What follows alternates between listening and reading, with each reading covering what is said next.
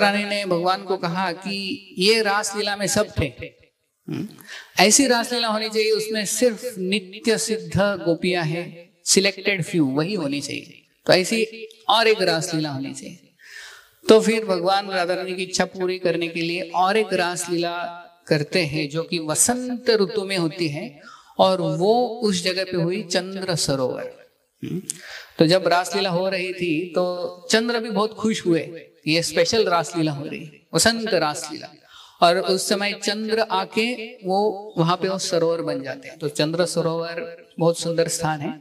तो रासलीला वहां हो रही थी, लेकिन फिर बाद में भगवान वहां से अप्रकट हुए क्योंकि गोपियों को गर्व हो, और फिर वो अप्रकट होके यहाँ पे आए, और यहाँ पे आके एक कदम का वृक्ष, सबने वो दर्शन किया, कदम ऐठा, जो कदम वृक्ष को भगवान ने मोड़ा था, किया ना दर्शन सबने। तो वहां उस स्थान पे भगवान छुपे थे, और उस कदम वृक्ष के अंदर, तो भगवान ने कदम को बोला कि मेरे बारे में बताना नहीं किसको, चुपचाप बैठो। तो फिर गोपियां ढूंढते ढूंढते ढूंढते ढूंढते यहाँ पे आई और पूछ रही थी सब वृक्षों को इधर उधर कि भगवान कहाँ है, कृष्ण कहाँ है, कृष्ण कहाँ है। और फिर जब रोते हुए कदम वृक्ष के पास आई और पूछा कि कहाँ पे है हमारे कृष्ण, तो तब रोते हुए गोपियों को देख के कदम वृक्ष को रहा नहीं गया। हालांकि भगवान ने बोला था कि बताओ मत, लेकिन उन्होंने बता दिया कि भगवान आपके कृष्ण यहीं पे। तो भगवान को गुस्सा आया कि क्यों बताया, तो इसलिए उन्होंने गुस्से में, यानी ट्रांसेंडेंटल गुस्सा में उन्होंने वो पेड़ को ऐसा ट्विस्ट कर दिया। हम कभी कभी गुस्सा करते तो किसी का हाथ ऐसे करते हैं तो ऐसे भगवान ने वो पेड़ को, तो वो पेड़ वैसा है, ऐठा बोलते उसको, ऐठा, भगवान ने उसको मोड़ा। और तो ये लीला यहाँ पे हुई। फिर बाकी गोपियां भी आई, राधा रानी आई, फिर उनको दर्शन हुआ भगवान कृष्ण का। और दूसरा है, इस जगह को भी पहले प्रविष्टपुर कहते थे, क्योंकि यही से भगवान ने जाके एक गुफा से जाके गोवर्धन के बीचों बीच जाके उसको गोवर्धन को उठाया था। तो वो गुफा अभी भी है जहाँ से भगवान नीचे से गए गोवर्धन तक डायरेक्ट। तो प्रविष्ट जहां से भगवान ने किया, प्रविष्टपुर, तो वो बाद में पैठा हो गया। तो यहाँ से भगवान गए नीचे और फिर गोवर्धन के बीचों बीच जाके गोवर्धन को उठाया। तो ये स्थान से प्रवेश किया उस गुफा में, गुफा है लेकिन वो बंद किया है। तो ये दो लीलाएं हुई है, एक तो गोवर्धन लीला से कनेक्टेड है और एक रास लीला। और फिर चंद्र सरोवर में रासलीला हुई जहाँ पे हम जाएंगे, और उसके पास में ही सूरदास जी की समाधि भी है, सूरदास, तो वो भी हम वहां पे जाएंगे। तो ऐसे 3 जगह है इधर, फिर चंद्र सरोवर और सूरदास की समाधि। ठीक है, बाकी का इस ग्रेस राधेश्याम प्रभु बताएंगे डिटेल में। तो मैं उनका संक्षिप्त में परिचय देना चाहता हूँ। सबको तो पता है प्रभु जी के बारे में, हाँ काफी लंबा है इंट्रोडक्शन, लेकिन शॉर्ट में। तो इस ग्रेस राधेश्याम प्रभु जो है उन्होंने IIT मुंबई से M.Tech किया है और वो गोल्ड मेडलिस्ट है। और बाद में उन्होंने थर्मैक्स और मातर प्लांट ये कंपनी में जॉब करके 1994 में उन्होंने आश्रम ज्वाइन किया है, और 97 में वो प्रेसिडेंट बने। और उसके पश्चात यहाँ पे अभी पुणे में 6000 भक्तों को लीड करते हैं, कांग्रीगेशन को। और इस्कॉन एबिट्स हैदराबाद टेम्पल में वो को प्रेसिडेंट है, और अभी वो ग्लोबल ड्यूटी ऑफिसर है वेस्ट के लिए, यूथ प्रीचिंग के लिए। और महीने में साल में वो तीन महीने वहां पे रहते यूएस में, और वहां पे प्रचार करते MIT, Harvard, Stanford, Cornell university में। और उन्होंने जो वॉइस डेवलप किया है, वैदिक voice for inspiration, culture and education, उसके वो फाउंडर एंड प्रेसिडेंट हैं, जिसके द्वारा पूरे जग भारत में जो यूथ्स है NIT, IITs के, तो उनको प्रचार होता है डिस्कवर योरसेल्फ और बाकी के कोर्स के। और उनको अवार्ड्स भी मिले, जीव Goswami award for innovative youth outreach. और राधेश्याम प्रभु के बुक्स पढ़ के ही हम भी आए हैं भक्ति में। 2002 में जब मैं इंजीनियरिंग करता था, तो उनके वो छोटी सी किताब आर्ट ऑफ माइंड कंट्रोल, और वो पढ़ के ही मैं भी भक्ति में आया हूँ। MIT में हम पढ़ते थे, तो तभी प्रभु जी भी आते थे MIT में, तो उनके प्रवचन सुन के, उनके मार्गदर्शन में ही हम भी भक्ति शुरू किए हैं। तो हम राधेश्याम प्रभु का यहाँ पे स्वागत करते हैं। एक बार हरे कृष्ण महामंत्र बोल के, हरे कृष्णा कृष्णा कृष्णा हरे हरे, हरे राम राम राम हरे हरे।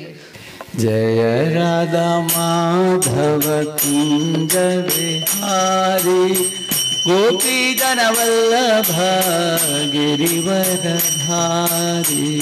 जय राधा माधव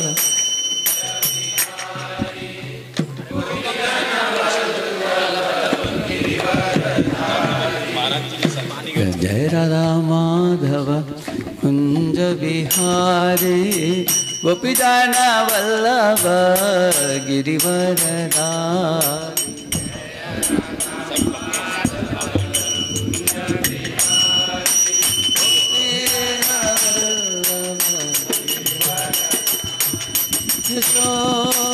यशोदानंदन व्रज जन रंजन, यमुना तीरावनचारी।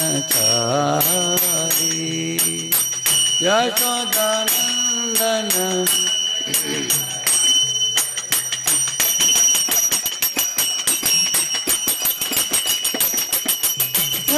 यशोदानंदन व्रज जन रंजन, यमुना तीरावनचारी।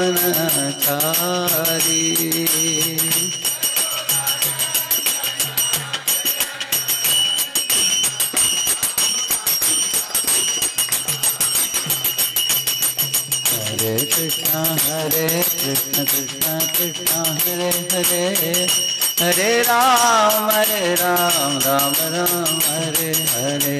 हरे कृष्णा हरे राम हरे कृष्णा कृष्णा कृष्णा हरे हरे, हरे राम राम राम हरे हरे।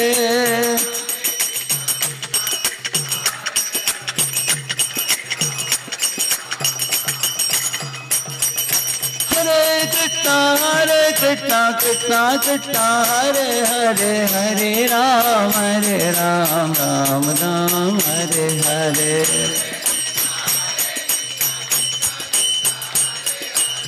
हरे राम गोविंद जय जय गोपाल जय जय, राधा रमण हरि गोविंद जय जय, गोविंद जय गोपाल जय जय।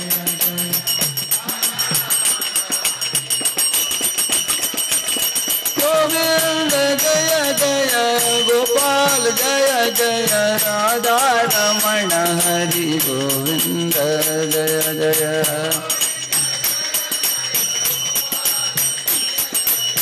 राधा रमण हरि जय गोविंद जय गोपाल, जय गोविंद जय गोपाल। केशव माधव दीन दयाल, केशव माधव दीन दयाल। जय गोविंद जय गोपाल, केशव माधव दीन दयाल, केशव माधव दीन दयाल। जय जय राधे जय जय श्याम, जय जय श्री वृंदावन धाम। जय जय राधे जय जय श्याम, जय जय श्री वृंदावन धाम। जय जय राधे जय जय श्याम, जय जय श्री वृंदावन धाम। राधा श्याम सुंदर, राधा श्याम सुंदर, राधा श्याम सुंदर राधे।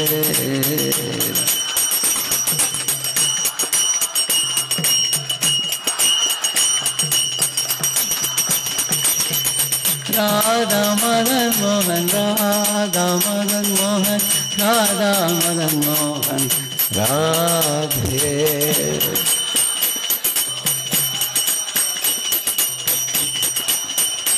Oh,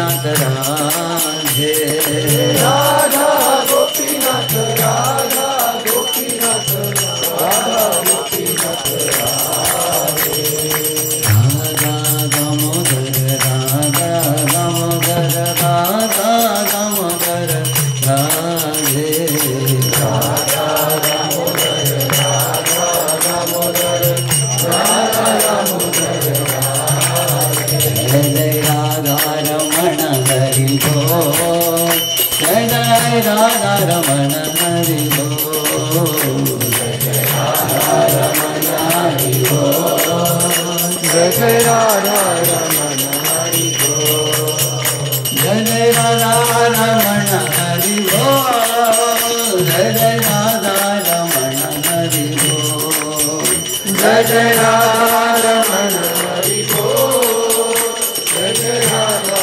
रमण हरि बोल निताय गौरंग जय निताय गौरंगा निताय गौरंग जय निताय गौरंगा निताय गौरंग जय निताय गौरंगा निताय गौरंग जय निताय गौरंगा निताय गौरंग जय निताय गौरंगा हरि बोल हरि बोल हरि बोल निताय गौर हरि बोल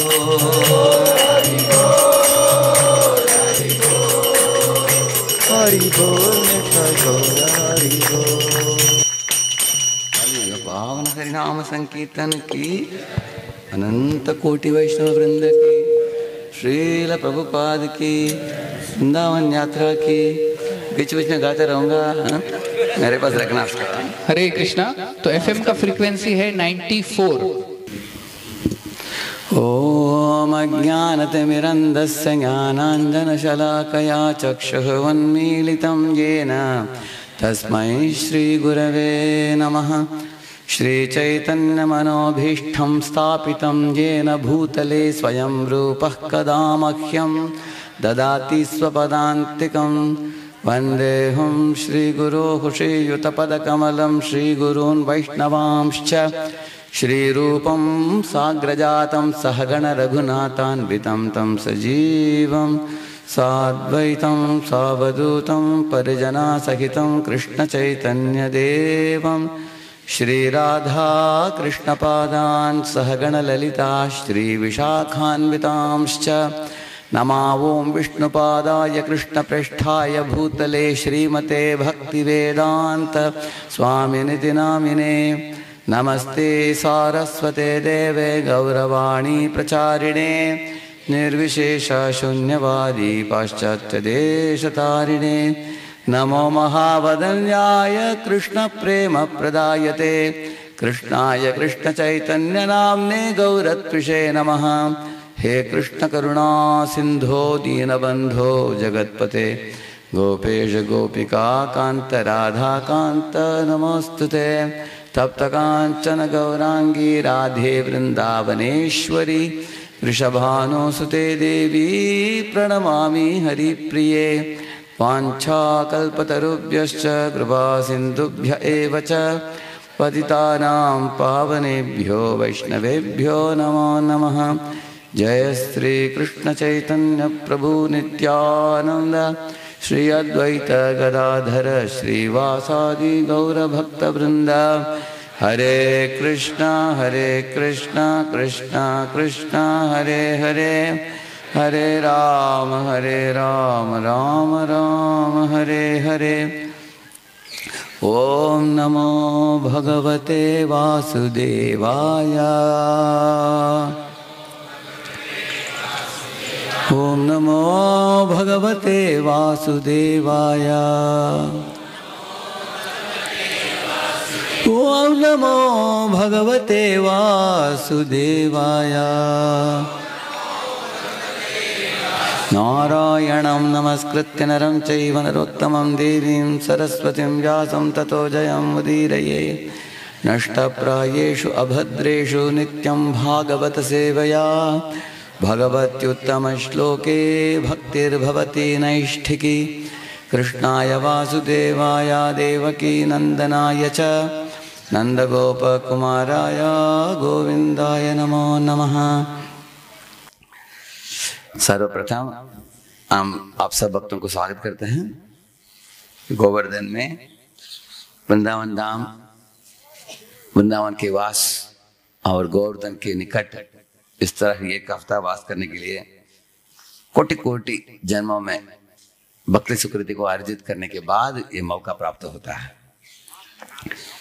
तो आप लोग अपने बहुत व्यस्त जीवन से एक हफ्ता निकाल कर यात्रा में परम पूज्य राधानाथ स्वामी महाराज के सानिध्यता और संग को प्राप्त करने के लिए बहुमूल्य समय निकाल कर आप आए हो। इस तरह का मनोभाव होना, मथी इस दिशा में जाना ही बहुत दुर्लभ है और उस इच्छा को भी लेकर उसको सार्थक करके आप लोग आ पाए इस यात्रा में। तो धाम में वास करने के लिए श्रीमती राधा रानी की कृपा के बिना कोई वास नहीं कर सकता एक हफ्ते के लिए भी।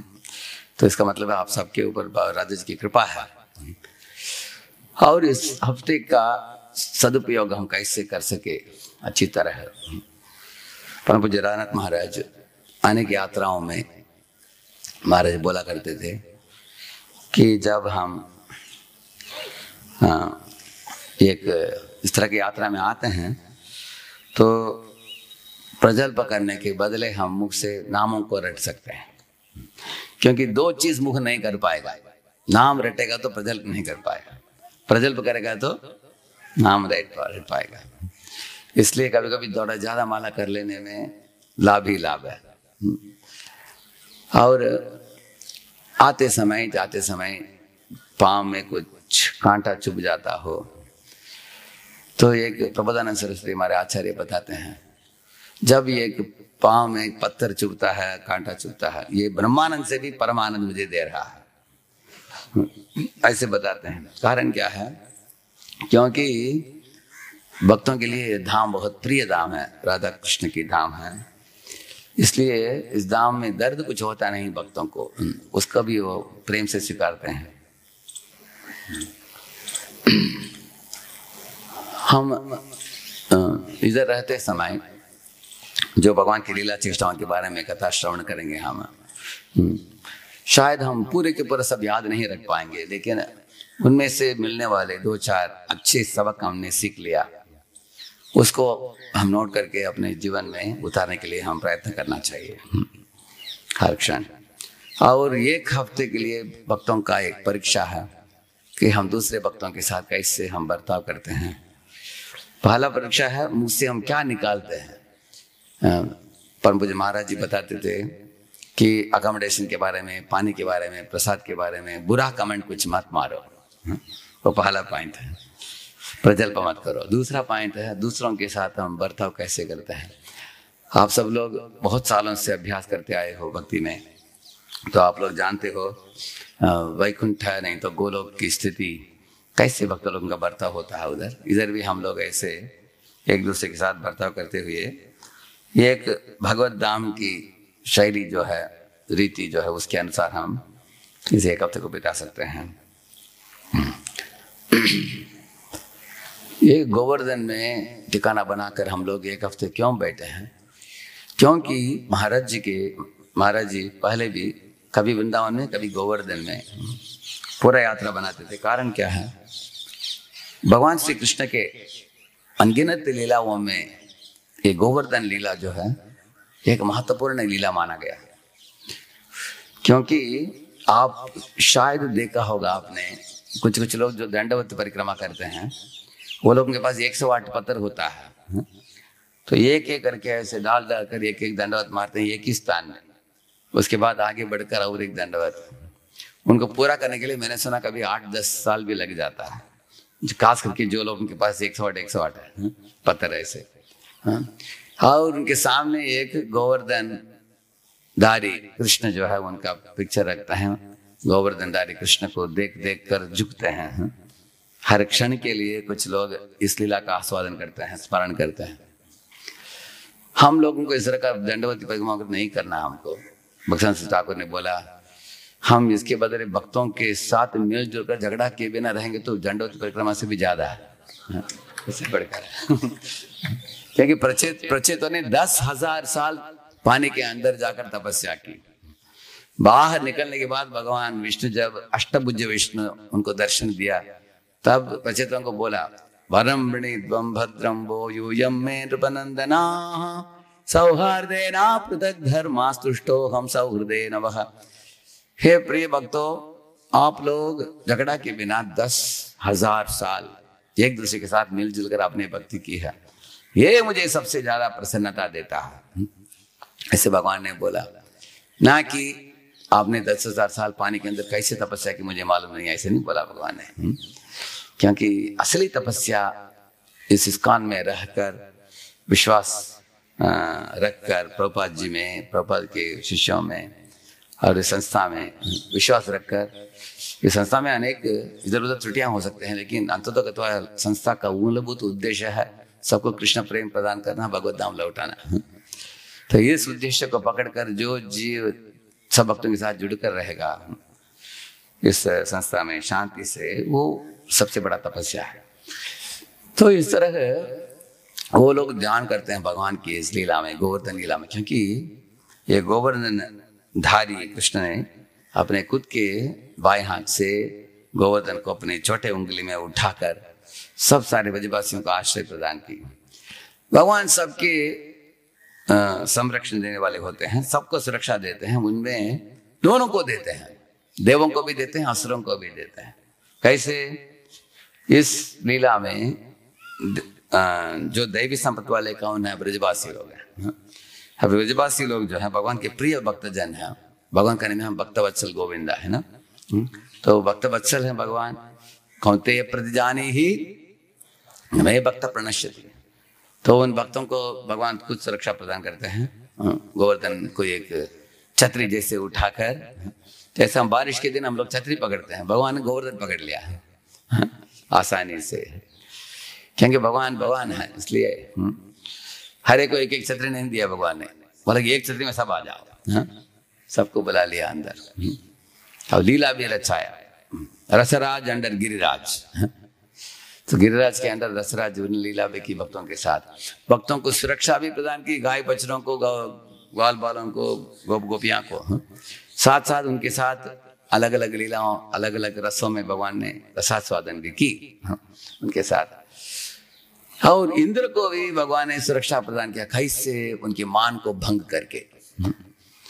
जैसे एक हम डॉक्टर के पास जाते हैं, इंजेक्शन देता है वो डॉक्टर, इंजेक्शन से दर्द होता है, फिर भी वो हमारे शुद्धिकरण के लिए, हमारी व्याधि को ठीक करने के लिए। तो भगवान ने उसको ठीक कर दिया इंद्र को। उनका मान भंग होने के बाद अकल आ गया उसको, आकर भगवान के पांव पकड़ा, माफी मांगा, है ना।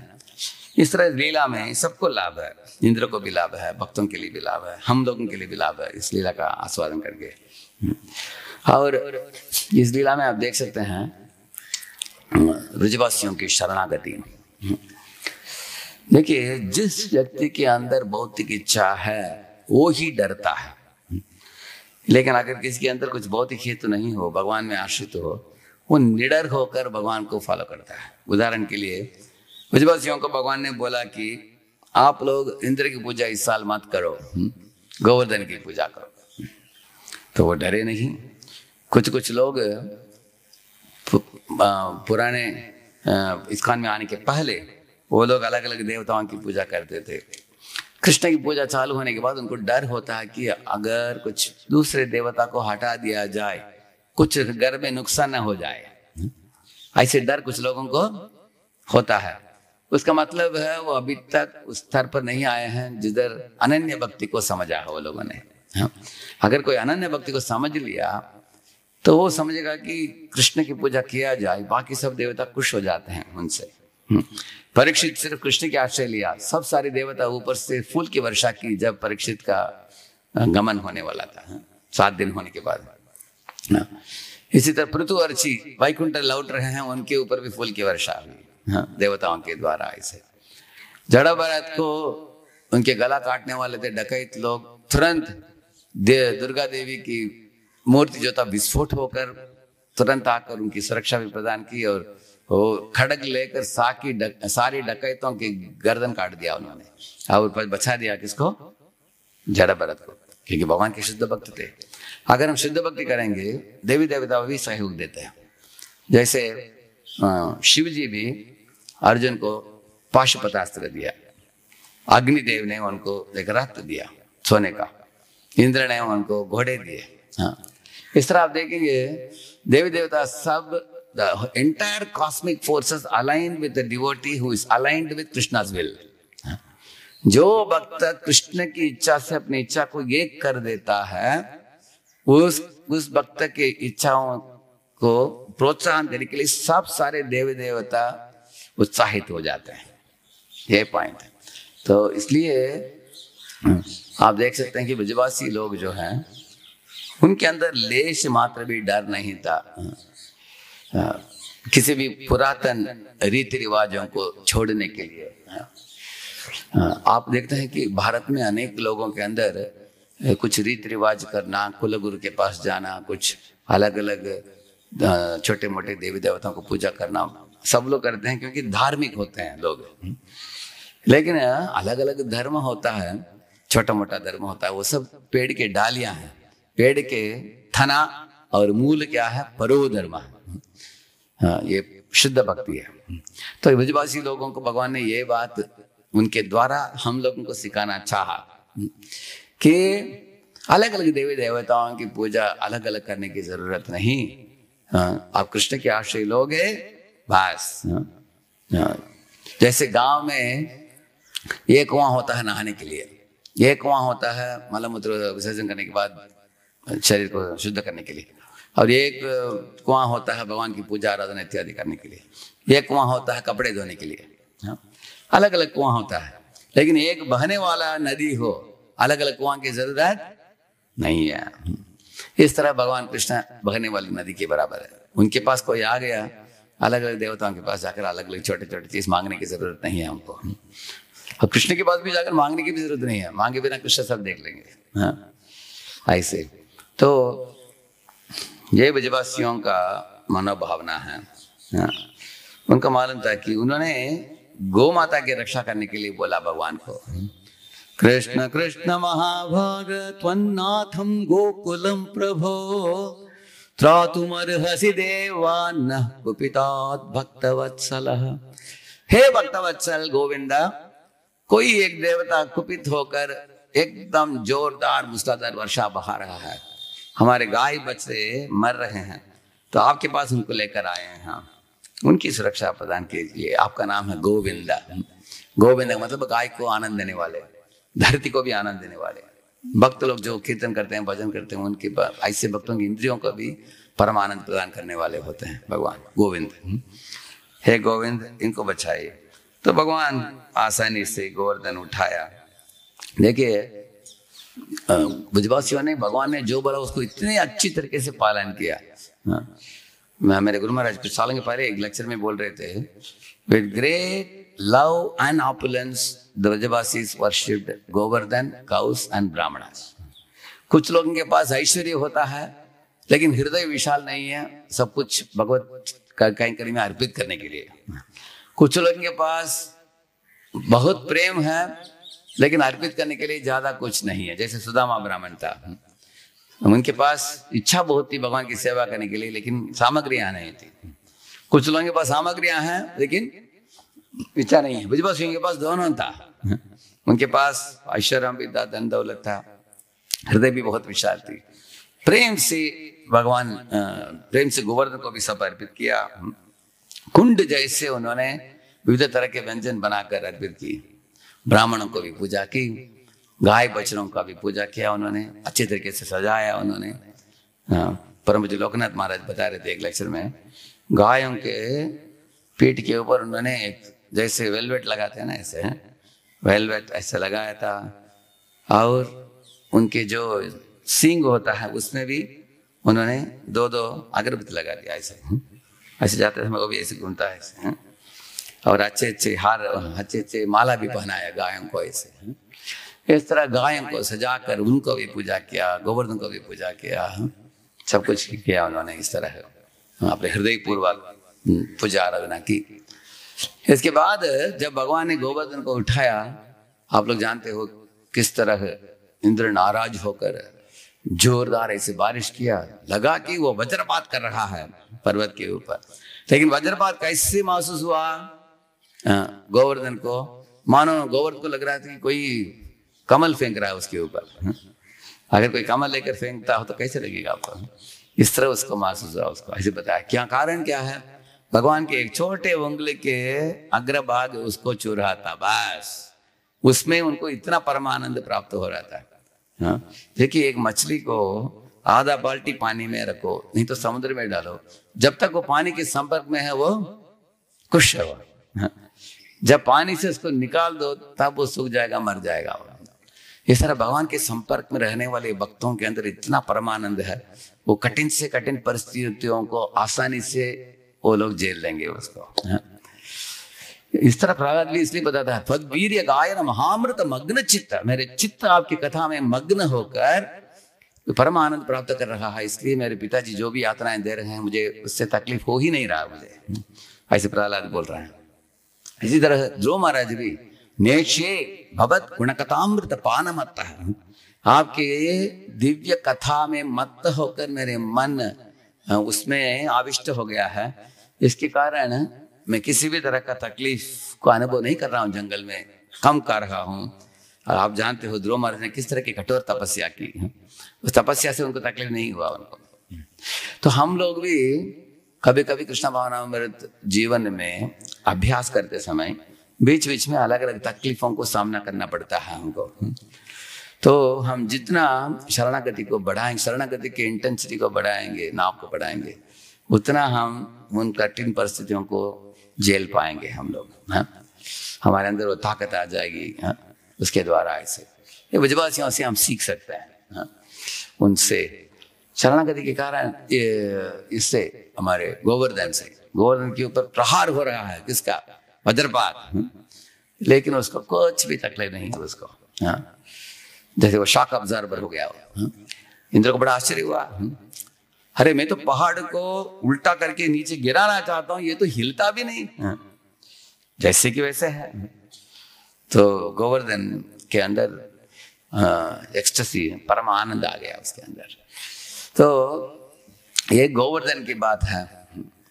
और इस तरह जब भगवान सब भक्तों को आनंद दे रहे थे, 7 दिन 7 रात बीतने के बाद इंद्र को समझ में आ गया कि मैं बड़ा अपराध हो गया मेरी ओर से। हाँ, इंद्र सोचा कि अभी कैसे इससे मैं मुक्त हो सकता हूँ इस अपराध से। भगवान तो मेरी ओर मुड़कर भी नहीं देखेंगे, सामने खड़े होने के लिए भी शर्म आ रहा है मुझे, ऐसे सोचा उसने। उस समय उसने सुरभि गाय के पास जाकर उनके पांव पकड़ा, उनको झुक कर उनसे याचना की, आप मेरे साथ आओ। इधर हम क्या समझते हैं? सर्वप्रथम हम अहंकार को छोड़कर नम्र बनना चाहिए, और नम्र भावना के साथ एक ऐसे भगवान के प्रिय पार्षद हो, प्रिय भक्त हो, उस नम्रता को उनकी इसी चरणों की ओर चलाना चाहिए। अगर हम नम्र भी बनते हैं भगवान की ओर ही नहीं, भगवान के प्रिय भक्तों की ओर अगर हम नम्र बनते हैं, तब हमसे भगवान बात करने के लिए तैयार हो जाएंगे। ये लीला से हमें पता चलता है। जैसे सुरभि आ गई इंद्र के साथ, भगवान सुरभि को देखकर भगवान के अंदर अनुकंपा उदय हुई। जब भगवान के हृदय पिघला हुआ था, उस अवस्था में इंद्र को भी भगवान ने माफ कर दिया ऐसे। हाँ, तो इस तरह इंद्र की इस लीला से भगवान ने उसमें भी पॉजिटिव देगा। पॉजिटिव क्या देगा भगवान ने? यह लीला में सब भक्तों को मेरे पास इकट्ठित होकर दे दिया इंद्र ने।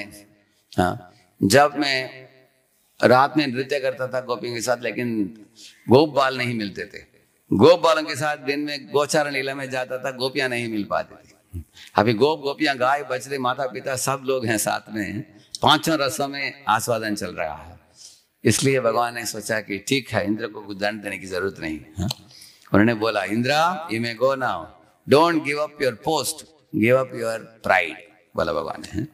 तुम पदवी को मत छोड़ो लेकिन अहंकार को छोड़ दो। ऐसे बोलकर उनको उनके मान भंग करके भगवान ने इंद्र को भेज दिया वापस। बहुत अद्भुत लीला है ये गोवर्धन की लीला। शरणागति सिखाता है हमको कैसे भगवान के श्री चरणों में आश्रित होकर हमें भक्ति करना चाहिए। तो हमारे जीवन में भी अनेक परिस्थितियां आता है, क्या हम भगवान की ओर दौड़ते हैं, नहीं तो भगवान से दूर दौड़ते हैं, ये प्रश्न है।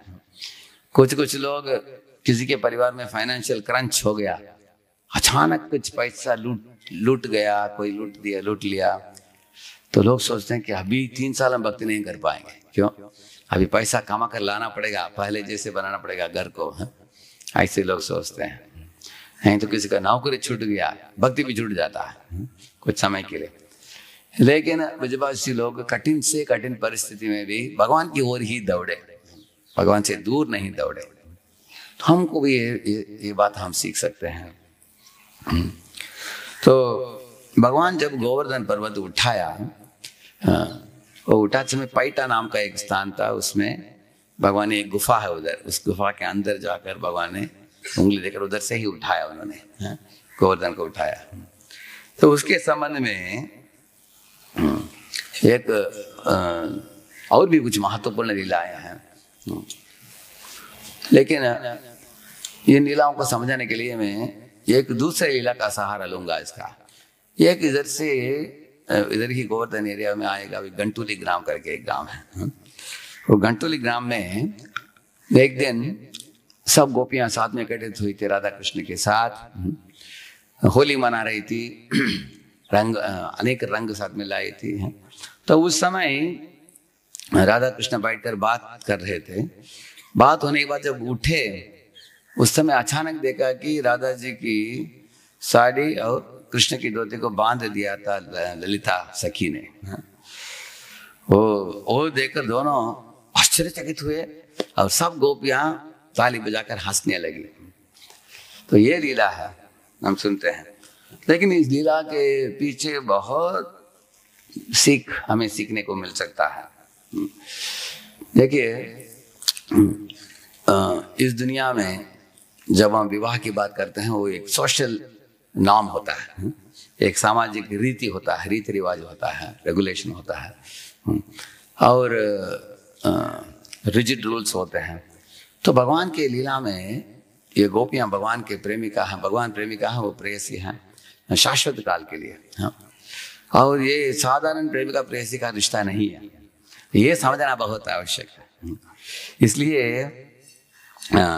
मैंने एक बार एक तुलना करके एक टेबल बनाया कामदेव और कृष्ण के बीच में। तो इस दुनिया का कामदेव जो है वो साधारण तुच्छ जीव है, लेकिन कृष्ण जो है परम भगवान है, जिनके समान कोई नहीं, जिनसे बढ़कर कोई नहीं। और इस दुनिया का कामदेव क्या करता है? स्त्री पुरुष में एक आकर्षण को पैदा करता है। इसी तरह स्त्रीलिंग पुल्लिंग में, जैसे आप देखते हो कॉकरोच और कॉकरोचनी, मोर मोरनी, शेर शेरनी, बिल्ला बिल्ली, कुत्ता कुत्ती, उनके बीच में आकर्षण पैदा करता हो इस दुनिया में। लेकिन कृष्ण ऐसे कामदेव हैं जिनकी ओर सब जीव आकर्षित होते हैं। एक श्लोक है, यस्याननं मकर कुंडल चारु कर्ण भ्राजत कपोल सुविलास विलास हासम नित्योत्सवम तत्रिभिः पिबन्त्यो नार्यो नराश्च मुदिता कुपिता निमेश्च। ऐसे एक श्लोक गोपियां बताती है, यस्याननं मकर कुंडल चारु कर्ण।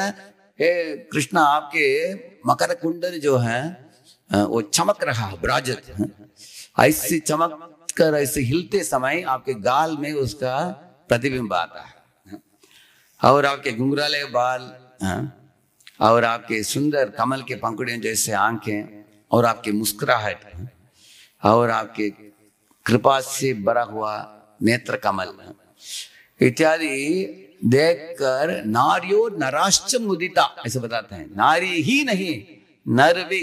चा का मतलब है ब्रजों का साम भी। ब्रजों का साम मतलब है वृंदावन के पेड़ पौधे, मोर, पंछियां और गाय बछड़े, हिरन, बंदर, सब आकर्षित होते हैं आपसे। ये फर्क है कृष्ण के आकर्षण में और मदन के आकर्षण में। मदन सिर्फ जीवों के बीच में आकर्षण पैदा करता है इस दुनिया के, वो भी सेम स्पीशीज, एक ही जाति के। लेकिन कृष्ण के आकर्षण जो है सब जीवों में होता है, स्त्री पुरुष हो, सब जानवर हो, पंछी हो, सब आकर्षित होते हैं उनसे। ये एक फर्क है। और एक चीज है, आप देख सकते हैं, इसलिए कृष्ण को असली कामदेव कहा गया है। इस दुनिया का कामदेव नकली कामदेव है, क्योंकि इसका आकर्षण क्षणभंगुर है। अभी हम में से कुछ लोग शरीर पुरुष के शरीर में बैठे हैं और कुछ जीव स्त्री के शरीर में बैठे हैं, लेकिन ये स्थिति जो है शाश्वत स्थिति नहीं है। Prabha ji nectar of devotion में लिखते हैं, कोई स्त्री हो सकती है भगवत नाम में, वो कृष्ण की सखा भी हो सकती है। जैसे द्रौपदी जो है शाश्वत लीला में, भगवान की लीला में वो एक सखा है कृष्ण के, सखा का भूमिका है उनका, इधर द्रौपदी के रूप में है वो। इस तरह भगवान के लीला में हमारा संबंध जो हो शाश्वत संबंध है। इस दुनिया में हम कभी स्त्री के शरीर में, कभी पुरुष के शरीर में हम रहते हैं इस दुनिया में, इसलिए कामदेव का आकर्षण भी शाश्वत नहीं है। साथ साथ ये कामदेव जो है उसने, आप देखेंगे जब लोगों को पागल बनाता है, वो लोगों को डांट खाना पड़ता है इस दुनिया में, अनेक बार थप्पड़ खाना पड़ता है, डांट करना पड़ता है।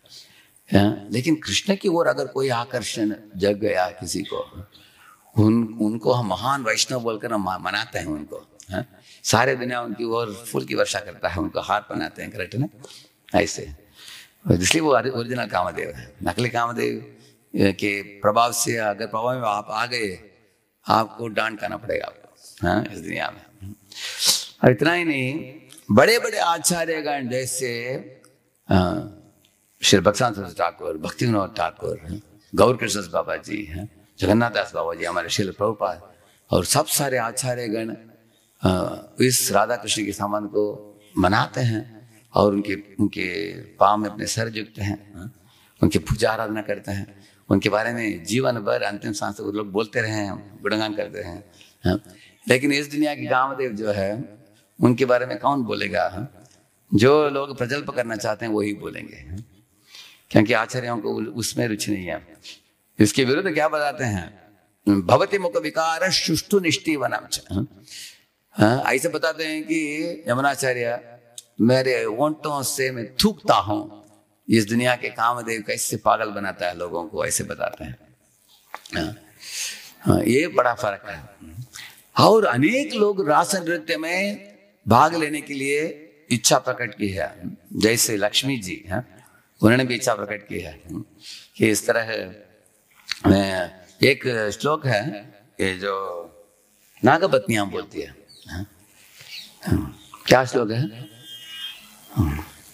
कस्यान भावोस्य न देव विद्महे तवांग्रेणु स्पर्शाधिकार यद वांछया श्रीर्ललनाचरत्तपो विहाय कामान सुचिरम धृतव्रता, ऐसे एक श्लोक है। ये बता रही है नागपतियां, हे भगवान आश्चर्य बड़ा हो रहा है हम लोगों को, जो आपकी पद धूलि की याचना करते हुए लक्ष्मी जी भी बिल्वन में बैठकर आप हाथ ऐसे रखकर, हमेशा लक्ष्मी का हाथ ऐसे होता है, सोने का सिक्का गिरता रहता है, लेकिन अब ऐसे हाथ रखकर ब्रजवासियों को प्रार्थना करती है कि मुझे खिचड़ी खिलाओ और कृष्ण की रासलीला में जोड़ो। ऐसे वो प्रार्थना कर रही है लक्ष्मी बैठकर बिल्वन में। उस लक्ष्मी को आपकी पदधूलि नहीं मिली, लेकिन ये जो है कालिया कितना महापापी है, ईर्ष्यालु है, उसके सर के ऊपर आपने अपने पदधूलि कैसे डाला, ये हमको समझ में नहीं आ रहा है। उनको समझ में नहीं आएगा, क्योंकि कारण क्या है? भगवान कालिया को कृपा दिखाया क्योंकि नागपत्नियां शुद्ध भक्त थी। शुद्ध भक्त अपने आप को शुद्ध भक्त करके मानते नहीं है, इसलिए उनको समझ में नहीं आया उनको। लेकिन भगवान समझ गए कि उनको कालिया को मैं कृपा दिखाऊंगा तो नागपत्नियां खुश हो जाएंगे, इसलिए। लेकिन बोलने की बात क्या है, लक्ष्मी जी भी याचना करती है कृष्ण की रास नृत्य में जुड़ने के लिए। एक बार शिव जी भी गोपेश्वर महादेव ये रूप में एक गोपी का रूप धारण करके आ पहुंचे। ललिता शाखा को आश्चर्य होगी, कौन है, नया गोपी दिख रही है। तो भगवान भी आगे सामने देखा, शिव जी बात करते करते उनके गर्दन में सर्प होता है। तब भगवान ने बोला ये तो शिव जी है। शिव जी को अभी गोपेश्वर महादेव बनाकर खड़ा किया भगवान ने उधर रास नृत्य के सीमा में। ऐसे आप देखेंगे नारद एक बार कृष्ण और गोपियों की लीला लिखना चाहते थे। उनको कुसुम सरोवर में स्नान करके नारदी गोपी बनकर लीला में प्रवेश करके उसके बाद आकर उन्होंने क्या लिखा, नारद भक्ति सूत्र। तो कृष्ण की ये जो रासलीला साधारण चीज नहीं है। एक दशम स्कंद के 29 अध्याय के 10:29 उस श्लोक में एक बात बताया जा रहा है कि इस रासलीला में प्रवेश करने के लिए चित्त शुद्ध होना चाहिए। जिनकी शुद्ध नहीं है चित्त, जिसमें काम का वासना है, उनके लिए अनुमति नहीं है बताया गया। इसलिए पहला चीज हम लीलाओं के बारे में चर्चा करते समय ये बात हमें समझ में आ जाना चाहिए कि the gross sensual attraction in this world is condemnable. The finest pure love of Krishna and the gopis is worshipable. भगवान और गोपियां इनके बीच में जो एकदम पावन शुद्ध निर्मल अहैत की अप्रतिगता प्रेम जो है वो पूजनीय है, वंदनीय है। और इस दुनिया में जो स्त्री पुरुष का जो आकर्षण वो निंदनीय है, वो दंडनीय है। जो आकर्षण दुनिया जिसके कारण हम देखते हैं कितने गलतियां होते हैं इस दुनिया में। इसलिए ये जो इसलिए बताते हैं कविराज गोस्वामी, आत्मेंद्रिय प्रीति वांछा तारे वाले काम, कृष्णेंद्रिय प्रीति ये चा धरे प्रेम नाम, ऐसे बताते हैं। तो सब गोपियों में से श्रेष्ठतम गोपी कौन है? श्रीमती राधा रानी। अभी सनक सनातन वर्णित चरिते ऐसे गाते हैं हम। सनक सनातन चतुष्कुमार जो होते हैं वो नैष्ठिक ब्रह्मचारी हैं, लेकिन वो राधा जी के गुणगान करते हैं। वो मुनीन्द्र नंद वंदित, ऐसे बताया कि सब लोग ऋषि मुनिया उनके गुणगान करते हैं राधा जी की, उनकी भक्ति को देखकर, उनके भक्ति से प्रभावित होकर। इसलिए जिस तरह हम कृष्ण को स्वामी बोलते हैं, राधा रानी स्वामिनी है, कृष्ण भगवान है, वो भगवती है, वो शक्तिमान है, ये शक्ति है। तो अंग्रेजी में हम कहते हैं supreme personality of God head, supreme personality of servitor God head, ऐसे बताते हैं। ये महान शक्ति है श्रीमती राधा रानी, और हम सब छोटे छोटे शक्तियां हैं, और हम सब कृष्ण के अंश हैं। और हमारे हृदय में राधा जी की एक छोटा समुद्र के बराबर जो प्रेम है उनके हृदय में, उसका एक अंश है हमारे हृदय में।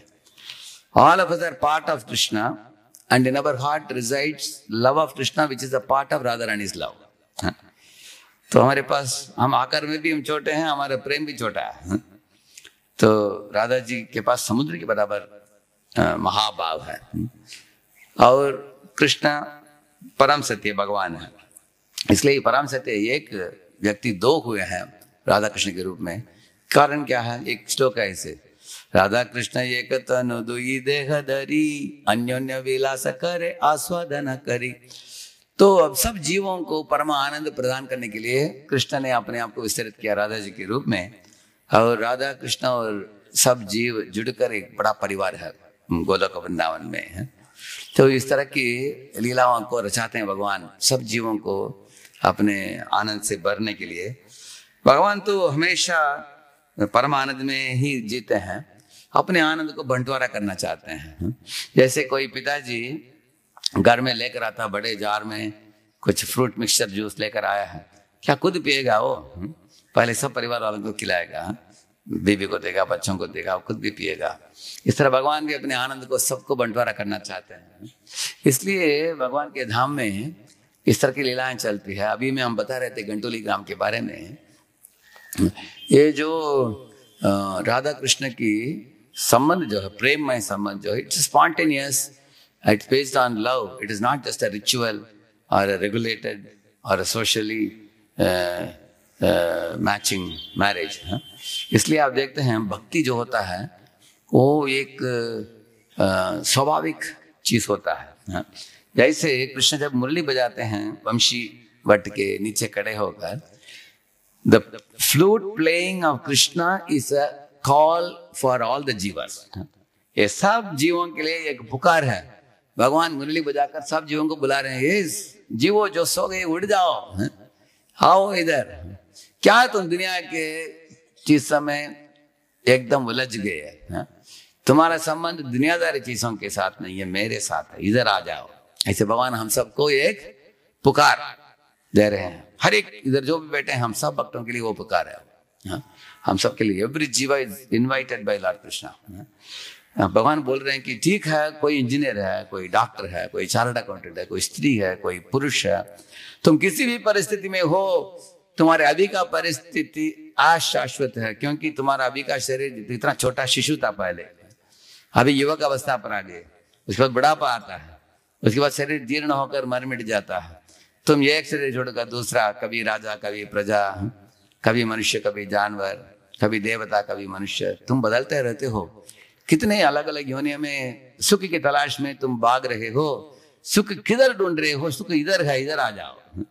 ऐसे भगवान हम सबको बुला रहे हैं, मेरी ओर मुड़कर आओ। इसलिए भगवान मुरली बजाकर हमको बुला रहे हैं, क्योंकि बाकी देवी देवता सब आयुध पकड़े हैं हाथ में, कोई धनुष बाण पकड़े हैं, कोई त्रिशूल पकड़े हैं, कोई अलग अलग आयुध पकड़कर समस्या को सुलझाने के लिए, हल करने के लिए वो लोग प्रयत्न कर रहे हैं। लेकिन कृष्ण के पास कुछ आयुध नहीं है। क्या है? उनके पास सिर्फ मुरली है। बोलते हैं कि वो झगड़ा करने की जमाना गया, अभी आओ मेरे पास, अभी हम नाचेंगे। अभी सब जीवों को भगवान अपनी ओर बुला रहे हैं नाचने के लिए। Prabhupada said we have to qualify ourselves to dance with Krishna. हमें कृष्ण के साथ नाचने के लिए अपने आप को योग्य बनाना पड़ेगा। कैसे बनाए? पहला चीज है हमें इंद्रिय तर्पण करने की आदत को छोड़कर सेवा करने की आदत को बढ़ाना चाहिए। इसलिए आप देखेंगे वृंदावन के हर रज रज में भरा पड़ा है आध्यात्मिक शक्ति, और हर रज के अंदर कृष्ण की सेवा देने के लिए आतुरता है। That is the meaning of Vrindavan Dham. Vrindavan Dham is an abode where every particle is, whether it is air or water or dust or plants or trees, everything is filled with propensity to serve Krishna, and it is filled with spiritual energy. ये धाम का ही इससे एक लक्षण है। जैसे आप पढ़ेंगे भागवत के 10वें स्कंद के 15वां अध्याय में सुंदर वर्णन है गोचारण लीला। कृष्ण बलराम दोनों जाते हैं। बर्हापीडम नटवर बपु कर्णयोर कर्णिकारम बिभ्रत वास कनक कपिशम वैजयंतीं च मालाम रंध्रान वेणुरधर सदया पूरयन् गोप वृंदै वृंदारण्यम सपद रमणम प्राविशद गीत कीर्ति। ऐसे गोपियों की आंखों के द्वारा सुखदेव जी देखते हैं कि कृष्ण और बलराम गोप बालकों के साथ घेरे हुए हैं, वो सब गीत गा रहे हैं और गाय बछड़ों को लेकर गोचारण लीला में भगवान जा रहे हैं। जाते समय जब वन में प्रवेश करते हैं, भगवान बताते हैं बलराम जी को, देखो भैया कैसे कोयल कुहू करके हमको स्वागत कर रही है, देखो कुहू कुहू ऐसा आवाज करता है कोयल। और मयूर जो है नाच नाच कर ऐसे बीच जरा नाचते हुए भगवान को स्वागत कर रहा है। मयूर के पास नाचने की क्षमता है, कोयल के पास गाने की क्षमता है। तो ऐसे गा गा कर वो भगवान को स्वागत कर रहे हैं। पेड़ पौधे सोच रहे हैं कि हमको भी कुछ सेवा देना चाहिए, हम क्या खड़े हैं जी, ऐसे ही खड़े, कुछ करना चाहिए। तो अपने डालियों को सामने डालकर वो भगवान को फूल दे रहे हैं, फल दे रहे हैं। बलराम जी को भगवान बता रहे हैं, भैया ये फूल उठा लो, अपने टर्बन के ऊपर पहन लो और फल को ले लो, क्योंकि ये पेड़ बलिदान दे रहे हैं आपको, ऐसे बताते हैं। और पेड़ सोच रहे हैं कि देखो भ्रमर जो यमुना के अलग अलग सुंदर रंग बिरंगे कमल है यमुना में है, जैसे पीला कमल है, लाल कमल है, नीला कमल है, सब में बैठे हुए भ्रमर जो हैं गूंज रहे हैं, गा रहे हैं कृष्ण की गोचर लीला देखकर। वो सब छोड़कर कृष्ण के पास उनके हार में आकर बैठ जाते हैं कृष्ण की खूबसूरती देखने के लिए और कृष्ण के साथ वन में प्रवेश करने के लिए। तब पेड़ रो रहा है, पेड़ बोल रहा है कि मैं नहीं जा पाऊंगा ये भ्रमर जैसे भगवान के साथ वन में, कम से कम कुछ चीजों का अर्पित करो। इस तरह सोचकर वो रो रहा है। क्या है रोना उनका? गोपियां बता रही है पेड़ से निकलने वाले जो शहद मधु होता है वो ही बोल रही कि रो रहा है पेड़ ऐसे। तो इस तरह वृंदावन में सब प्राणियां भगवान को स्वागत करते हैं। हिरण जो है वो भी, उनके आंखें बता गए प्रेम से भरा हुआ आंखें हैं हिरण के, वो भी स्वागत कर रहे हैं भगवान को ऐसे। और पेड़ के ऊपर डाली में एक पंछी ऐसे बैठकर भगवान की मुरली बाज को ध्यान से सुन रहा है। भगवान बता रहे हैं बलराम जी को, भैया देखो ये पूरे जन्म में शायद कोई अष्टांग योगी होगा है, क्योंकि वह बैठ कर ध्यान करने का आदत अभी भी छूटा नहीं इसका। ऐसे बैठ ऐसा ऐसे सुन रहा हो, बाकी सब नाच रहे हैं लेकिन ये ध्यान से सुन रहा है। और ये पेड़ जो है वो हो सकता है कि निर्विशेषवादी होंगे पूर्व जन्म में, अभी ऐसे खड़े होकर आश्चर्यचकित होकर देख रहे हैं अभी, ऐसे बताते हैं। तो इस तरह वृंदावन में सब प्राणियां भगवान की सेवा में जुड़ते हैं। हम भी लोग आए हैं इधर कुछ सेवा में जुड़ने के लिए, इस सेवा भाव को लेकर जाने के लिए। इस तरह ये गांटुली ग्राम में जो लीला में बता रहा था, ये एक गांठ जो उन्होंने डाला इसके ऊपर बड़ा मर्म है। क्या है? राधा जी शक्ति है, भगवान शक्तिमान है। शक्तिमान और शक्ति के बीच में घनिष्ठ संबंध है, सेवा की संबंध है। तो क्योंकि हम किस पक्ष में हैं? हम राधा के पक्ष में हैं, क्योंकि राधा भी शक्ति है, हम भी शक्ति है। वो महान शक्ति है और हम छोटे शक्ति हैं। इस तरह हमारा भी गांठ भगवान के साथ बंधता है। वो गांठ क्या है? साधना भक्ति है। तो साधना भक्ति के द्वारा हमारा संबंध जुड़ता है शुरुआत में भगवान के साथ, और वही गांठ जो है धीरे धीरे मजबूत जब होता है वो राग भक्ति बन जाता है। तो जो राग है, प्रेम है कृष्ण के साथ, वही गांठ है। हर एक जीव का ऐसा संबंध है भगवान के साथ। नित्य सिद्ध कृष्ण प्रेम असाध्य कब नोय, श्रवणादि शुद्ध चित्त कर योदाय, ऐसे बताते हैं कविराज गोस्वामी। हर एक जीव का भगवान के साथ संबंध है। ये प्रेम तो शाश्वत चीज है, ये ऐसा कुछ नया चीज नहीं है। आप लोगों ने देखा है कभी कभी मोटर में पानी उठा नहीं पाते हैं, आवाज तो आता है, मोटर को ऑन करो ऐसा आवाज आता है, लेकिन पानी नहीं उठाता है। कारण क्या है? एक हवा का गैप होता है उसमें। तो उसको निकालने के लिए क्या करते हो? हाँ, एक मग पानी लेने का अंदर डालो, डालने के बाद वो गैप जब बंद एक हो जाता है तो नीचे से पानी उठाता है वो गुबुक ऐसे। उसके बाद बार बार आपको पानी डालने की जरूरत नहीं है, वो लगातार जाता रहेगा ऊपर पानी, करेक्ट है ना? पानी निकलेगा ऐसे। इसी तरह जीव में और भगवान के बीच में एक गैप आ गया है। क्या है? जीव बहिर्मुख होकर खुद की भोग करने में लग गया है। ये जैसे हमारे देवकीनंदन को बता रहे थे, हिंदी में अगर आप लिखेंगे, नंबर लिखेंगे, ये हिंदी में लिखिए 63, हिंदी में लिखिए ऐसे, दोनों एक दूसरे की ओर देख रहे हैं। हम ऐसा होना चाहिए, लेकिन अभी जीव कैसे हो गया? ऐसा हो गया है ना 36 हो गया, करेक्ट है ना? तो इसलिए उसको वापस लौटाने के लिए क्या चाहिए? एक गुरु चाहिए जो प्राइमिंग करेंगे। गुरु का काम क्या है? प्राइमिंग। वो क्या करते हैं? पानी का मग लेकर वो डालते हैं ना, डालने के बाद क्या होता है समझ? वो क्या है? वो हम कृष्ण को शरण नहीं जाएंगे, लेकिन गुरु के अंदर दिव्य गुणातिशयों को देखकर हम उनको आदर देना शुरू करते हैं। हो, ये वैष्णव कितने महान है, कितने दिव्य गुण हैं इनके अंदर, कितने नम्र हैं, कितने श्रेष्ठ हैं। इस तरह उनके बारे में सोच सोच कर जीव के अंदर एक आसक्ति आ जाता है। वैष्णव की ओर आसक्ति बहुत अच्छा है, लेकिन वो आसक्ति के कारण गुरु बोलते हैं 16 माला करो तो 16 माला करेगा, 4 नियम पालन करो 4 नियम पालन करेगा। इस तरह गुरु क्या करते हैं? जीव और भगवान के बीच में गैप को मिटा देते हैं। तो इस तरह हम नाम लेते लेते लेते लेते भगवान की ओर संबंध जुड़ जाता है। उसके बाद अंदर जो प्रेम छुपा हुआ था वो प्रेम उमड़ आता है ऐसे। जैसे एक गरम गरम कोयला के ऊपर अगर भस्म पड़ा हो, ऐसे करने से भस्म निकल जाता है, तो गरम कोयला निकल आता है। इस तरह प्रेम भी उमड़ आ जाता है। तो ये प्रेम अगर बढ़ जाएगा तो जीव का मनोभाव क्या होता है, ये गीत में हम सुनते हैं।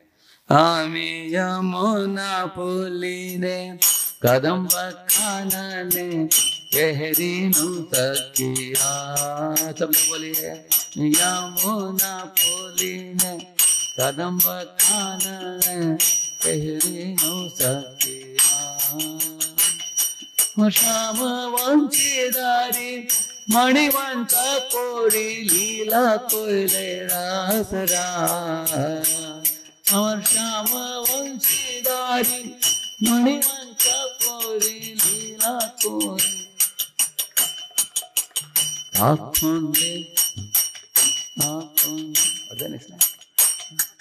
अष्टादलो परी श्री राधा श्री हरि, अष्ट सखी परिजन,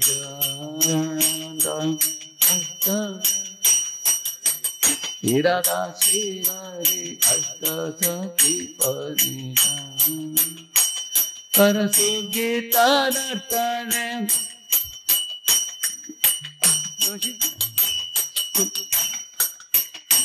तरसु गीता नर्तन सावसखी गण तुष्टिचे युगल जने तरसु गीता नर्तन सावसखी गण तुष्टिचे युगल जने कृष्ण लीला हेरी प्रकृति सुंदरी करी तो शोभावानी कृष्ण लीला हेरी प्रकृति सुंदरी करी तो शोभावानी हम घर राजाई वो वने प्रवेशी वो ओ लीला रसे तारे हमें घर राजाई वो वने प्रवेशी वो ओ लीला रसे हमें त्यजी कुरलाज गज ब्रजराज विनोद विनाते खोरे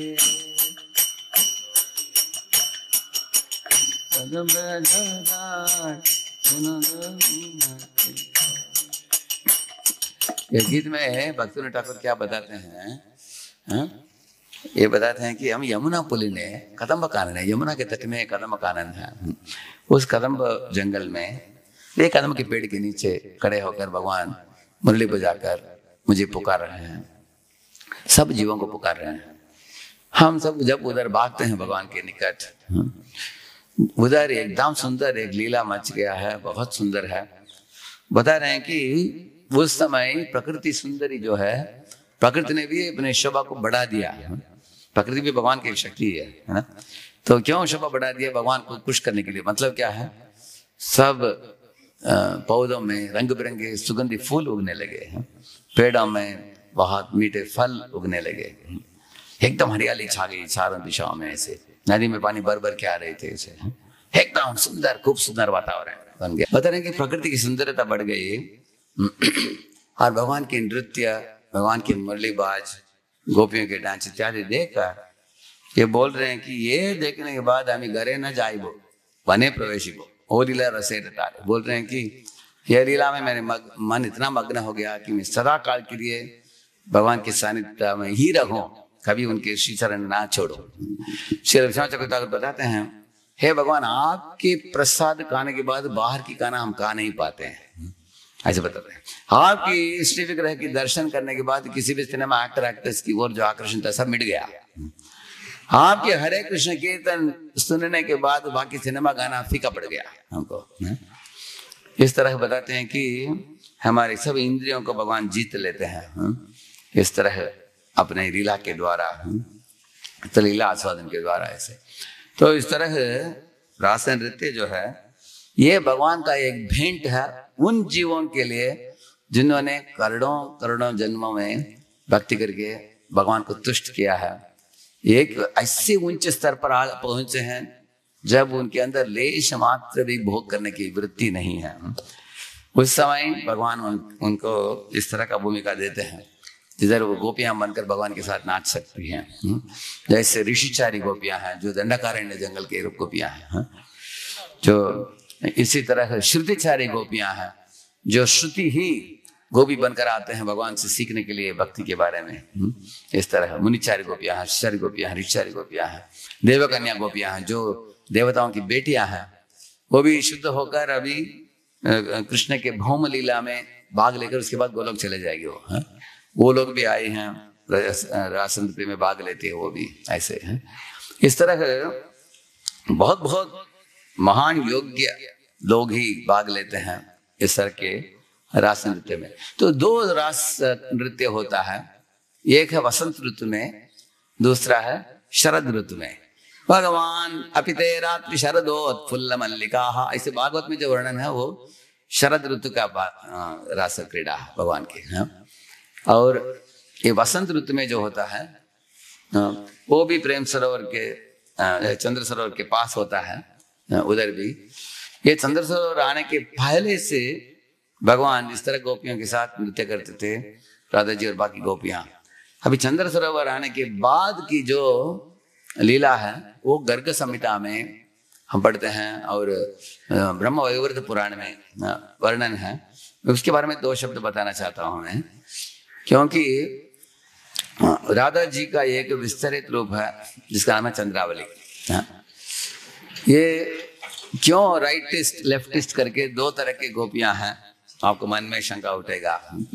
ये भी भगवान के रस का आस्वादन को और बढ़ाने के लिए, जैसे सत्यभामा है, छायायां पारिजातस्य हेम सिंहासनोपरि आसीनमं बुधश्यामं आयताक्षमलंकृतं चंद्राननं चतुर्बाहुं श्रीवत्सांकिकवक्षसं रुक्मिणी सत्यभामाभ्यां सहितं कृष्णमाश्रये। हम कृष्ण का आश्रय लेते हैं। 2 रूप उनके शक्तियों के रूप कौन है? एक है रुक्मिणी, दूसरा सत्यभामा। दोनों को स्वभाव अलग है। रुक्मिणी एकदम बहुत कोमल स्वभाव की है और सत्यभामा थोड़ा स्ट्रांग नेचर की है। तो आप देखेंगे एक बार नारद जी आकर एक फूल दिया, पारिजात फूल दिया कृष्ण को। भगवान ने पूछा ये क्यों 2 दे रहे हैं, मेरे पास 2 रानियां हैं। नारद ने बोला एक ही मिला मुझे। तो भगवान ने बोला ठीक आप ही बता दो अभी किसको दिया जाए। नारद ने बोले आपकी मर्जी, आप ही निर्णय लो। भगवान ने उसको रुक्मिणी को दिया। तो उसको पाकर रुक्मिणी खुश हो गई, लेकिन सत्यभामा ने बोला मतलब क्या है, आप रुक्मिणी को ज्यादा प्रेम करते हो मेरे से। भगवान ने बोला नहीं नहीं सत्यभामा तुमको मालूम नहीं मैं क्यों तुमको नहीं दिया। उसको दिया एक फूल, तुमको देने वाला हूँ पारिजात का पेड़ देने वाला हूँ। ये बात सुनकर सत्यभामा खुश हो गई। एक बार जब भौमासुर का वध करना था, उस समय भगवान ने सोचा कि ये भौमासुर कौन है, भूमि देवी से पैदा हुआ है। भूमि देवी का कनेक्शन है सत्यभामा से। अगर मैं इसको वध करूंगा तो सत्यभामा चिल्लाएगी बाद में। इसलिए उनको पूछा उन्होंने, सत्यभामा मेरे साथ आना चाहती हो? गरुड़ में सवार होकर हम लोग इंद्र की माँ जो हदिति उसके कुंडल और वरुण देव जो थे उनके छतरी दोनों को चोरी किया था। किसने? भौमासुर ने। उसको वापस लौटाने के लिए हम जा रहे हैं, तुम आना चाहती हो? वो बोले क्यों नहीं, आपके साथ घूमना तो बहुत अच्छी बात है, जाएंगे साथ में, क्यों नहीं। दोनों बैठ के गरुड़ में जाते समय उन्होंने क्या क्या किया था। प्राग ज्योतिषपुर में उन्होंने मोट बनाया था, मगरमच्छियां थी, उसके ऊपर इलेक्ट्रिफिकेशन भी किया था दीवार में। सब भगवान को तो वो क्रॉस नहीं करना पड़ा, वो गरुड़ में गए ऊपर एकदम। और मुरा नाम का एक असुर था, उसको भी वध किया भगवान ने। लेकिन जब भौमासुर के साथ युद्ध हुआ, इतना घमासान युद्ध हुआ, इतना तीर चला रहा था तेजी से वो, तब भगवान के वो इतने तीर चला दिया उसने। सत्यभामा देख रही थी, पूछा भगवान को क्या कर रहे हैं आप? भगवान ने पूछा क्या करें तुम ही बताओ। वो बोली मार दो उसको। वो असुर को बोला, तुरंत भगवान ने धनुष्मान लेकर मार दिया उसको, क्योंकि बाद में कंप्लेन नहीं कर सकती है कि आपने मार दिया उसको। भगवान बड़े बुद्धिमान है ना, ऐसे किया उन्होंने। उसके बाद जब इंद्र के लोक में गए उस समय पारिजात को उखाड़ कर भगवान ने दे दिया। किसको? सत्यभामा को दिया।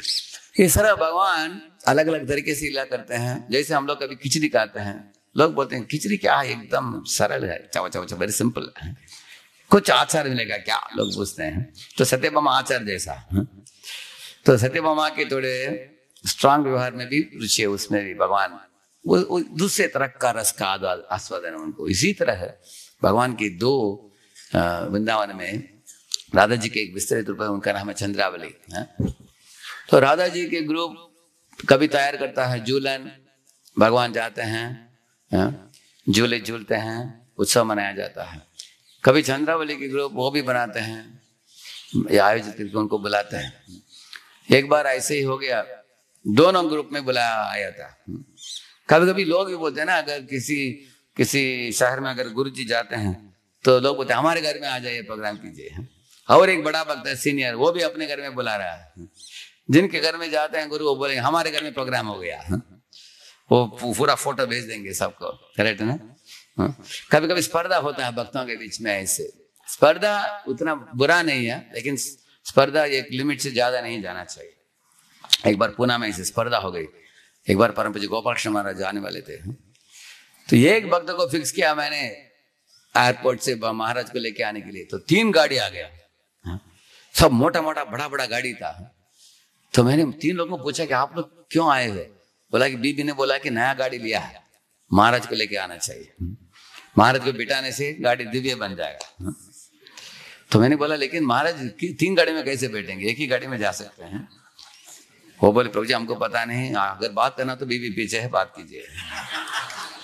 तो हमने से क्या किया जाए? महाराज आप पहुंचे, महाराज आते ही महाराज ने देखा कि 3 लोग खड़े हैं, प्रभु जी खड़े हैं, उनके पीछे माँ खड़ी, उनकी बीबी खड़ी है।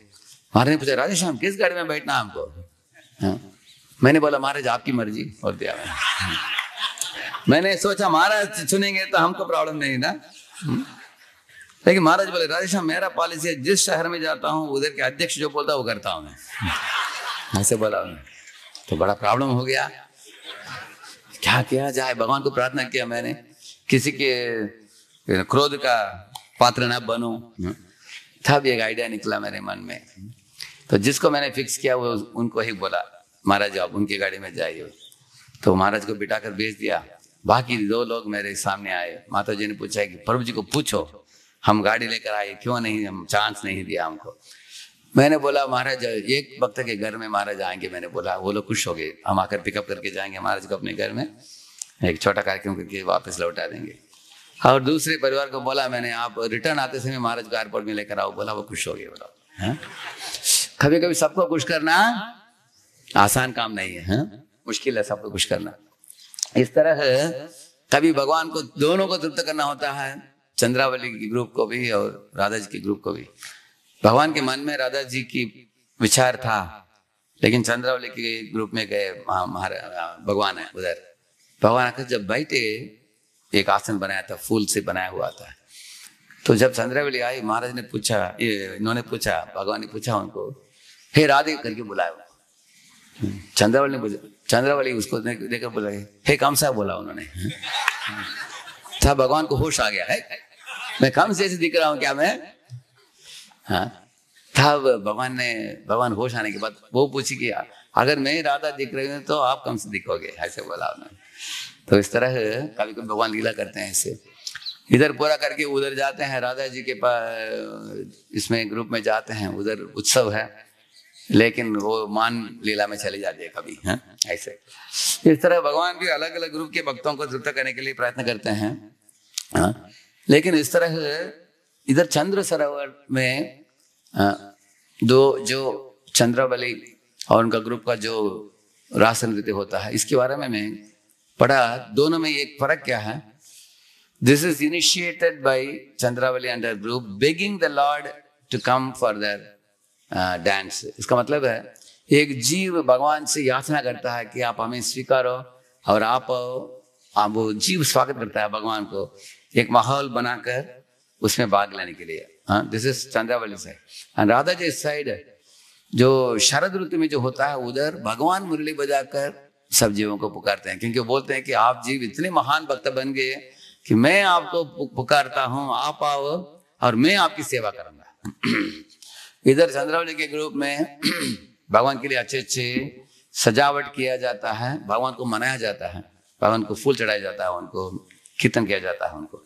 लेकिन राधा जी के ग्रुप में जब भगवान जाते हैं, भगवान खुद ही सबको चंदन पहनाते हैं, सबको आभूषण पहनाते हैं। और राधा जी को के बाल संवारते हैं, जैसे जो बोलते हैं ना श्रृंगारवट में ऐसे हैं। तो भगवान भक्तों की सेवा करते हैं उधर उस लीला में ऐसे। So the difference is Sharad Ritu pastime of Rasa dance is Lord's grace towards the jivas who have become committed and surrendered. Whereas the Vasant Ritu pastime that Lord does with Chandravali and group, that is the jivas longing for attaining the feet of the Lord. जैसे हम लोग साधना भक्ति में हम करते हैं, that is one of the main difference. वैसे तो Radha ji is ultimate personality whom even Krishna adores. Krishna विसार युक्त हैं, जैसे गीता गोविंदम में हम पढ़ते हैं ऐसे हैं, उनकी भक्ति बहुत महान है। तो इस तरह और एक लीला है, समय की पाबंदी है, जो पैठा में हुआ, मैं संक्षिप्त रूप में आपको बता देता हूँ। रास नृत्य को छोड़कर भगवान अप्रकट हुए, आप लोग जानते हो। क्यों भगवान अप्रकट हुए? अनेक 8 कारण बताया गया है। ये कारण है भगवान ने सोचा कि मैं हर एक गोपी के साथ नाचने की इच्छा की, तो मैं नाच रहा था सबके साथ। हर गोपी सोच रही है कि मुझे प्राप्त कर लिया उन्होंने। उसके कारण थोड़ा छोटा अहंकार हो सकता है, इसलिए मैं अप्रकट हो जाऊंगा तो वो मिट जाएगा, वो ये कारण है। दूसरा कारण है गोपियों के अंदर एक आतुरता विरह को बढ़ाने के लिए भगवान अप्रकट हुए।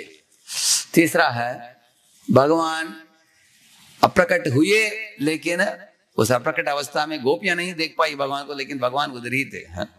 लेकिन भगवान उनके चेहरे को देख रहे थे, उनकी प्रार्थना को सुन रहे थे। जो गोपी गीता जयति ते दिकं जन्मना व्रजा शयत इंदिरा शाश्वतस्त्वयि दैतदृश्यता दीक्षुतावता त्वयि धृता स्वां विचिन्वते चलसि व्रजा।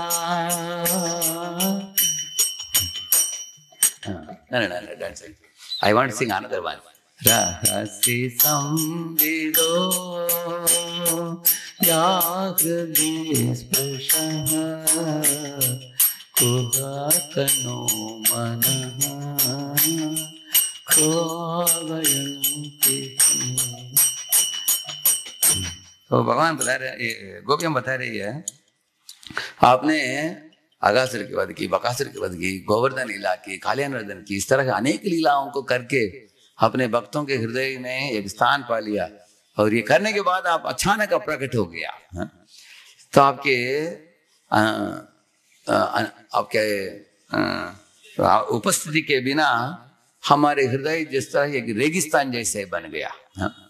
और जिस तरह ये कमल सूर्य के बिना वो एकदम मुरझाया फूल हो जाता है, लेकिन सूर्य जब उदय होता है तब कमल खिल उठता है। तो हमारे हृदय भी आपकी उपस्थिति में ही खिल उठ सकता है, नहीं तो हम लोग मुरझाए फूल जैसे हो जाएंगे। इस तरह गोपियां अनेक सुंदर गीत गाते हैं। तो उनकी भक्ति भाव को भगवान देख रहे हैं, उसको चखना चाहते थे भगवान, गोपियों की भक्ति भाव को, इसलिए वह प्रकट हुए ऐसे।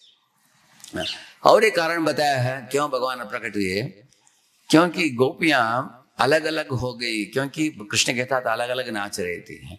कभी कभी भक्तों में भी देखा जाता है, अगर कोई भक्त बहुत कुछ अच्छा सेवा करना चालू कर दिया, अनेक लोग उनकी प्रशंसा करते हैं, तो वो खुद एक एकदम इंडिविजुअल प्लेयर हो जाता है, क्योंकि उसमें क्षमता आ जाता है। दूसरों के साथ जुड़कर भक्ति करने के लिए उसके पास फुर्सत नहीं है। इसलिए भगवान ने क्या किया, मैं अप्रकट हो जाऊंगा तो सब गोपियां विरह में जुड़ जाएगी। ऐसे ही हुआ। विरह में जुड़कर उन्होंने क्या गाया, विरह गीत, गोपी गीत गाया उन्होंने ऐसे। इस तरह भगवान करते हैं। उस समय भगवान ने एक लीला की, उन्होंने क्या किया, एक पैठा नाम के स्थान में अपने चतुर्भुज रूप धारण किया। आप लोगों ने अभी दर्शन किया होगा उधर, है ना, उस मंदिर में चतुर्भुज रूप भगवान ने धारण किया। भगवान कृष्ण द्विज रूप है, सुंदर, लेकिन चतुर्भुज रूप धारण किया उन्होंने। क्यों? एक गोपियों को टेस्ट करने के लिए। अनेक गोपियां, राधा जी पीछे रह गई, वो भागती हुई आई, अनेक गोपियां कृष्ण को ढूंढते हुई, लेकिन कृष्ण मिले नहीं। लेकिन जब चतुर्भुज रूप को देखा, दंडवत प्रणाम किया, उठकर उनको ही पूछा, आपने कृष्ण किस दिशा में गए देखा आपने? तुरंत ऐसे ही राह दिखा दिया उनको। वो आगे गई, वो कृष्ण मिले क्या उनको? नहीं मिले। लेकिन जो राधा जी के साथ जो आई गोपियां, उनके पीछे आई, उनको कृष्ण मिले। क्योंकि राधा जी की आंखों में जो काजल था वो अश्रु के साथ मिलकर वो इससे बह रही थी, और उनके बाल बिगड़ गए थे। जब भगवान ने देखा उनके विरह स्थिति को, उनका 2 हाथ पिघल गए। पैठा का मतलब वो 2 हाथ अंदर चला गया, तो पैठा का मतलब जो अंदर चला गया, ये मीनिंग है। तो उस समय सब बाकी सब गोपियां भी देख लिया कि ये साक्षात कृष्ण ही है। यही कारण आप देखेंगे कभी चैतन्य महाप्रभु जब जगन्नाथपुरी में जगन्नाथ की दर्शन प्राप्त नहीं होता है 15 दिन के लिए, उसको अनावसर बोलते हैं। अनावसर के समय भगवान किधर जाते हैं मालूम है किसी को? आलालनाथ जाते हैं। क्यों आलालनाथ जाते हैं? आलालनाथ में चतुर्भुज रूप है। मुझे बड़ा आश्चर्य हुआ, अरे भगवान जगन्नाथ को छोड़कर चतुर्भुज रूप कृष्ण को, चतुर्भुज रूप विष्णु को देखने के लिए क्यों जाते हैं? बाद में हमको पता चला कि वो चतुर्भुज रूप विष्णु जो है विष्णु नहीं है, वो कौन है? कृष्ण ही है। वही पैठा में खड़े हुए जो कृष्ण का रूप चतुर्भुज रूप वही है। इसलिए वो जानते हैं कि जिस तरह गोपियां भगवान के अप्रकट होने के बाद पैठा का विष्णु को देखा, इसी तरह भगवान जगन्नाथ के अप्रकट लीला के समय, उस समय ये चैत्र महाप्रभु पैठा उधर जाते हैं लालनाथ में, उसी रूप को देखने के लिए, उसी राधा के भाव में ही जाते हैं उधर। हाँ, यही मूड में जाते हैं ऐसे। उस समय जब दंडवत प्रणाम करते हैं वो पत्थर भी पिघल जाता है, आपने देखा होगा उधर। हाँ, इस तरह। तो इस तरह अनेक सुंदर लीला है, लेकिन इन लीलाओं को बोलने के लिए और समझने के लिए हमारे पास कुछ योग्यता नहीं है, बहुत मुश्किल है। क्योंकि हम लोग सर्वप्रथम हमारे साधना भक्ति की अवस्था में भगवान से प्रार्थना करना चाहिए कि आप नाम के रूप में आए हो, आप ग्रंथों के रूप में आए हो, भक्तों के रूप में आए हो, प्रसाद के रूप में आए हो, दिव्य तीर्थ स्थलों के रूप में आप आए हो। आप हमारे चित्त को शुद्ध कीजिए। और ऐसे प्रेम के आंखें दीजिए जो प्रेम चक्षु बोलते हैं, जिससे हम इस तरह की लीलाओं को ठीक तरह से हम देख पाएंगे। तो हम भौतिक भावना से ऊपर उठकर जिस तरह भी चंद्रावली की ये जो डांस बोला मैंने, that is called as utsaha nritya. It's actually the jiva should have the utsaha to perform the devotional activities in sadhana bhakti without any lethargy. We have to give up our, हम लोगों को अपने आलसीपन को छोड़कर साधना भक्ति करने में मजा लेना चाहिए, उसमें आनंद लुटना चाहिए हमको। ऐसे करेंगे तो एक समय आएगा जब भगवान जीव की ओर मुड़कर देखते हैं कृपा कटाक्ष के साथ, तब भगवान मुरली बजाकर हमको अपने पास ले लेंगे। So therefore in the beginning of devotion service one should not be lethargic and one should not have unrestricted actions। का मतलब क्या है? हम रजोगुण के प्रभाव में आकर हम गलत दिशा में ना भागे, और तमोगुण के प्रभाव में आकर हम आलसीपन न हो जाए, आलसीपन में ना पड़ जाए। ये दोनों से ऊपर उठाकर अपने आप को सत्वगुण में रखकर और स्थिरता के साथ, गंभीरता के साथ साधना भक्ति में जुड़कर हम भगवान को प्रार्थना कर सकते हैं कि ये सब लीलाएं बड़े बड़े आचार्य के द्वारा बोला जाता है, जैसे सुखदेव गोस्वामी, चैतन्य महाप्रभु, श्रील प्रभुपाद जी, वो लोग योग्य हैं बोलने के लिए और इसमें रमने के लिए। हम लोग उनके मुखारविंदों से सुनकर थोड़ा बहुत जो भी समझ में आया वो हम बता सकते हैं। तो हम लोग वृंदावन वास, गोवर्धन वास के लिए आए हैं। इस तरह हम लोग भगवान के संबंध में उनकी लीलाओं को भी श्रवण करें, और उन लीलाओं का हमारे जीवन में कैसे उनको उसका संबंध क्या है वो भी मैंने बताया आपको आज। तो हम काम को त्याग कर प्रेम को कैसे जगाए, ये उद्देश्य को हम हमेशा मन में रखकर हम भगवान का नाम जपे। प्रभुपाद ने बोला, all of you repeat after me, O Lord purify me, uplift me, accept me. हे भगवान, मुझे मेरे चित्त को शुद्ध कीजिए, ऊपर उठाइए और अपना बना लीजिए, अपने धाम में सेवा में जोड़ दीजिए हमको। तो ये करने के लिए हम लोग आए हैं जो धाम में। श्री गिरिराज गोवर्धन की, वृंदावन धाम की, श्रील प्रभुपाद की, गौर भक्त वृंद की। Thank you.